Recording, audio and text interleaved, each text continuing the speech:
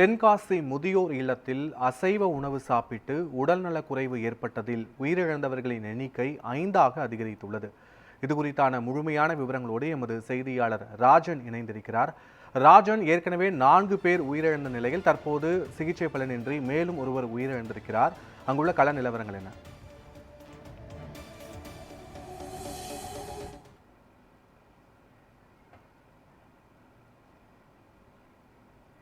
ஒன்று செயல்பட்டு வந்தது. இங்கு சுமார் 60க்கும் மேற்பட்ட ஆண்களும் பெண்களும் முதியவர்கள் இங்கு தங்கி இருந்து அவர்கள் பராமரிக்கப்பட்டு வந்தது.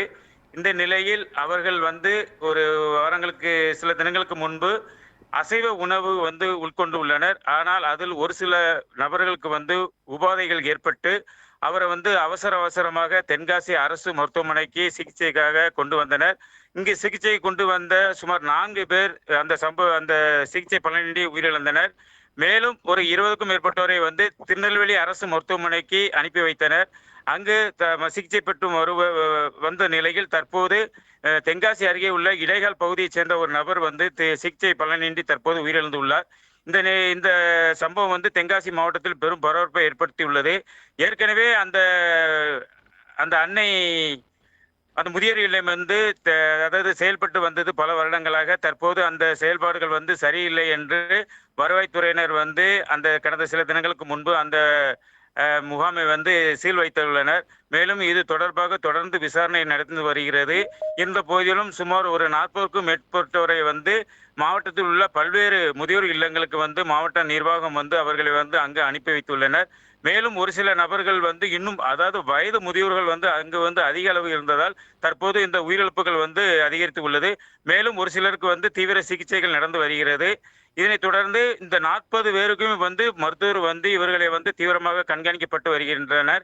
ஏனென்றால் இவர்கள் முதியவர்கள், இவர்கள் உண்ட உணவுகள் மாமிச உணவுகள். அதனால இவர்களுக்கு ஏதோ ஒரு தொந்தரவு ஏற்பட்டு மூச்சு திணறல் அந்த மாதிரி தொந்தரவுகள் ஏற்படக்கூடாது என்பதற்காக இந்த 40 பேரையும் அந்த மருத்துவர்கள் தீவிர கண்காணிப்பில் ஈடுபட்டு வருகின்றனர். தற்போது இந்த 19க்கும் மேற்பட்டோர் தற்போது அரசு மருத்துவமனையில் தீவிர சிகிச்சை பிரிவில் இருந்து வருகின்றனர். மேலும் இவர்களுக்கு தீவிர சிகிச்சை அளிக்கப்பட்டு வருகிறது.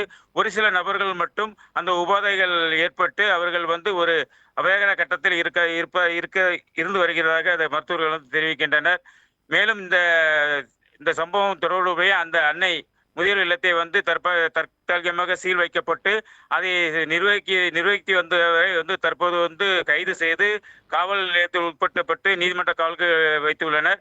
இந்த சம்பவம் தென்காசி மாவட்டத்தில் ஒரு பரபரப்பை ஏற்படுத்தியுள்ளது. மேலும் மாவட்டத்தில் பல்வேறு முதியோர் இல்லம் இருந்தாலும் கூட அது அரசு முழுமையாக மாதம் தொடர்ந்து கண்காணிக்க வேண்டும் என்று சமூக ஆர்வலர்களும் ஒரு கோரிக்கை வைத்துள்ளனர். பத்மநாதன். ராஜன், பாதிக்கப்பட்ட முதியவர்களை அரசு அதிகாரிகள் சந்தித்து அவர்களுக்கான நிதி உதவிகளை வழங்கினார்களா, அல்லது சிகிச்சைக்கு பிறகு அவர்கள் வேறு எந்த மாற்று அந்த முதியோர் இல்லத்திற்கு அனுப்பப்படுவதற்கான ஏற்பாடுகளை அரசு சார்பில் எடுக்கப்பட்டிருக்கிறதா? விவரங்கள் என்ன?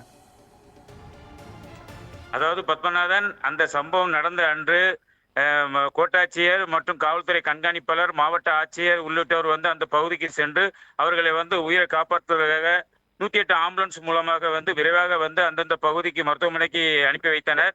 மேலும் அந்த சம்பவம் நடந்த அன்று தென்காசி மருத்துவமனைக்கு வந்தவர்களை தென்காசி சட்டமன்ற உறுப்பினர் பழனிநாதர் நேரில் சந்தித்து அவர்கள் ஆறுதல் கூறினர்.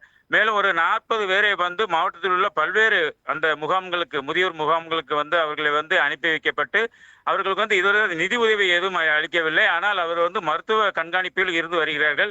வேறு எதுவும் உதவிகள் தேவைப்பட்டால் மாவட்ட நிர்வாகம் சார்பில் செய்து கொடுப்பார்கள் என எதிர்பார்க்கப்படுகிறது. தற்போது இந்த 40 பேரும் நலமுடன் இருக்கிறார்கள். ஆனால் இருந்த போதிலும் அவர்களை மருத்துவ கண்காணிப்பில் இருக்கின்றனர். திருநெல்வேலி அரசு மருத்துவமனைகள் 19 பேர் தற்போது அந்த முதியோர்கள் சிகிச்சை பெற்று வருகின்றனர். அங்கு சிகிச்சை பெற்று வந்தவர் தான் தற்போது உயிரிழந்து உள்ளார். பத்மநாதன். முழுமையான விவரங்களுக்கு நன்றி ராஜன்.